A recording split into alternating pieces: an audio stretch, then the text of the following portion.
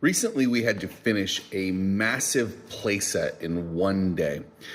This is the type of playset, hundreds of pieces, large and complicated instructions. And so I decided I needed more help to get it done. So I hired a friend to come in and give us a hand with it. And as we were going about, we were spending a lot of time looking at the instructions, trying to find pieces, just trying to generally find a groove. There were 4 of us working there. We put in a 12-hour plus day altogether, and just separating out the instructions so that each of us could be working on various parts to be the most efficient possible. And as we're finding this groove, we are starting to where some people are taking care of like reading the instruction, getting the parts and pieces together, and then handing it off to others. And, it could have been me reading the instructions, could have been someone else reading the instructions, but we were really working together. The team worked very hard all day, kept moving out in the hot sun. This was a grueling task that, frankly, probably most of us didn't enjoy that much. It's not as fun as doing a bathroom or something along those lines. And we just felt like we'd get a groove, have to stop and go look at the instructions again or go find such and such piece. Even though we had it all laid out and organized, it just took time and you just felt like you couldn't get going. And so after finishing this task and getting it done, unfortunately, I don't have pictures of it. I'm riding home with this friend of mine, and I said, riding home, and I'm feeling pretty proud. The team worked well together.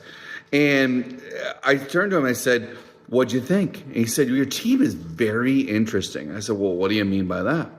He said, "I find it remarkable it doesn't bother you that they tell you what to do." And I thought, well, why should that bother me? And he said, well, a lot of people, a lot of bosses, they find it a problem when their employees tell them what to do. And I realized that he's, worked for people, and so have I, that their attitude is, I'm the boss. I tell you what to do. You don't tell me what to do. And I thought, that's interesting. But, as a leader, them telling me what to do does not take away from me being the boss. In my eyes, in their eyes, neither one of those. When they were giving me tasks to do, they didn't think, oh, Matt is no longer in charge. I'm the one in charge. No, they thought, we're a team. We're getting this done. We've hit a groove. Let's get this done together. And so I said to him, well, you've worked for some leaders that aren't very confident in themselves, because if I'm confident in my leadership ability, you telling me what to do does not negate away from who I am whatsoever. And therefore, you can, if there's a task that's got to be done and I'm walking in, you say, hey, Matt, go do this. And that's the thing that makes the most sense to do next. I'm going to do it. I don't have to sit there and go, oh no, let me puff my chest up and go, yeah, I need to be the one in charge. You step away now. I'm taking over. No. If that doesn't make sense, why would we do that?